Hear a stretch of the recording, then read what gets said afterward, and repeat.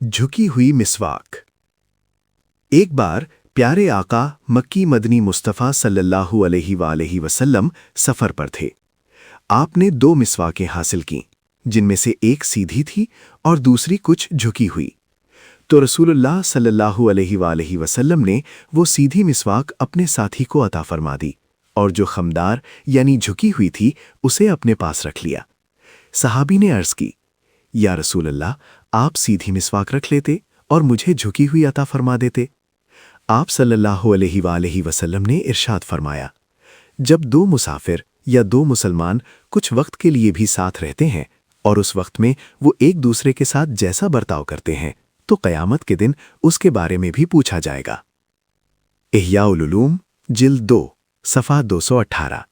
ए आशिकान रसूल, गौर कीजिए, अपने साथी के साथ हमारा बर्ताव कैसा होता है।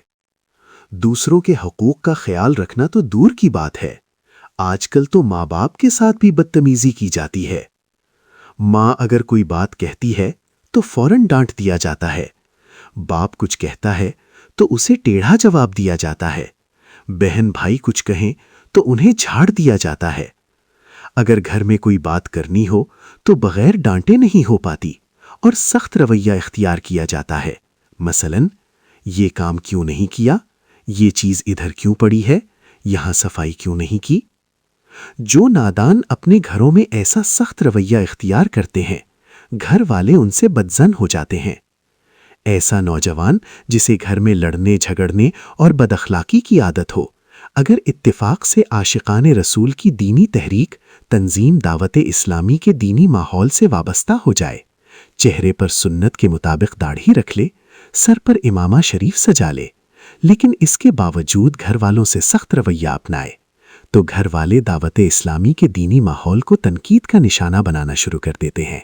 याद रखिए, दावत इस्लामी के दीनी माहौल से वाबस्ता होते ही यकदम सारी खराबियां दूर नहीं हो जाती, बल्कि आहिस्ता आहिस्ता दूर होती हैं।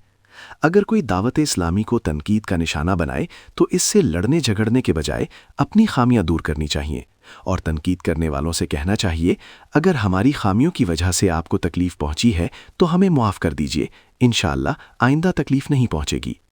जो इस्लामी भाई दावत इस्लामी पर तनकीद करने वालों को धमकियां देते हैं, मसलन हम ऐसा कर देंगे या वैसा कर देंगे, या अगर घर के अफराद में से कोई दावत इस्लामी को बुरा भला कहे तो ये कहकर डराते हैं कि हम घर से भाग जाएंगे या बर्तन तोड़ देंगे, तो ऐसे अफराद को हिकमत अमली और अक्लमंदी से काम लेना चाहिए।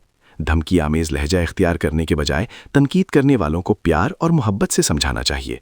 याद रखिए, जब तक लोगों के सामने हमारा अच्छा किरदार उभर कर नहीं आएगा और नफ़रतें मिटाकर मोहब्बत की शमें रोशन नहीं करेंगे, तब तक उजाला नहीं होगा, बल्कि अंधेरे का अंधेरा ही रहेगा। लिहाजा ज़ाहिर और बातिन दोनों की इस्लाह ज़रूरी है।